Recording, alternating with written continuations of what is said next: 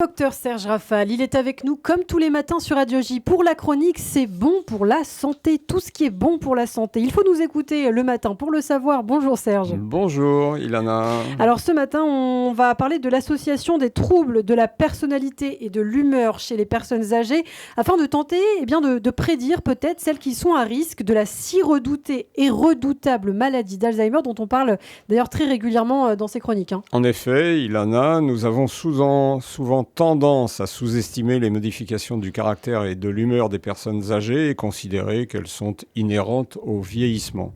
Il est pourtant de la plus extrême importance de porter le diagnostic de dépression, afin bien sûr de soulager ces patients, mais aussi de dépister la présence de troubles cognitifs légers, précurseurs d'une possible maladie d'Alzheimer. Rappelons qu'elle touche autour de 1,2 million de personnes en France, dont seulement 750 000 sont diagnostiquées avec certitude. Alors, vous souhaitiez aussi, Serge, nous parler...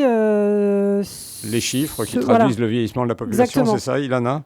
Et il s'agit d'une réalité incontestable. Au 1er janvier 2020, les personnes âgées d'au moins 65 ans représentaient 20,5% de la population.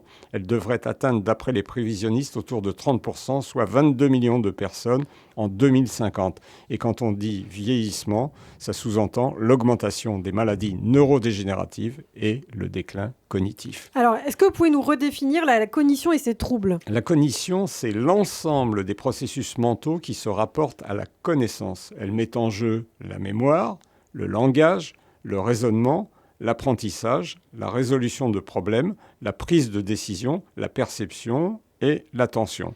Et la perte cognitive, c'est précisément l'altération d'une ou plusieurs de ces fonctions, c'est-à-dire une réduction significative et évolutive des capacités dans un ou plusieurs de ces domaines d'intelligence, avec comme conséquence redoutée la perte d'autonomie. Et vous parlez de troubles de la personnalité.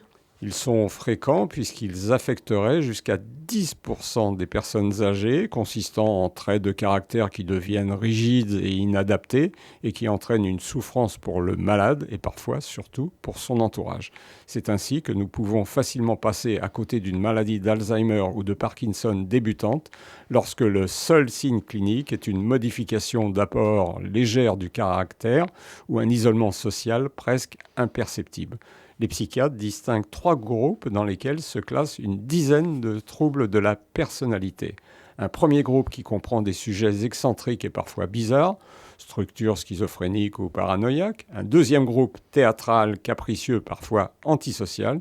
Et un troisième groupe constitué de personnes anxieuses, vulnérables, dépendantes. Oui, en fait, cette classification permet de prévoir les troubles de l'humeur. Oui, les patients des deuxième et troisième groupes sont plus vulnérables aux troubles de l'humeur, dont la dépression et ceux de la cognition. Et la dépression augmenterait la bascule dans la maladie d'Alzheimer. Elle doublerait le risque à 5 ans, d'où l'importance de la diagnostiquer précocement et la traiter. Un signe clinique volontiers banalisé ou minimisé, l'apathie, doit tout particulièrement attirer l'attention chez les personnes âgées. Elle peut certes inaugurer un état dépressif, mais aussi déjà faire partie des premiers signes d'une maladie neurodégénérative, maladie d'Alzheimer ou de Parkinson. Elle pourrait, pour certains, constituer le point de bascule vers le déclin cognitif, d'où la nécessité d'y être très attentif. Et oui, on se pose la question ce matin, la dépression des personnes âgées est-elle un facteur prédictif de maladie d'Alzheimer ? En conclusion, Serge. Le grand Gustave Flaubert écrivait « Le succès appartient aux apathiques ».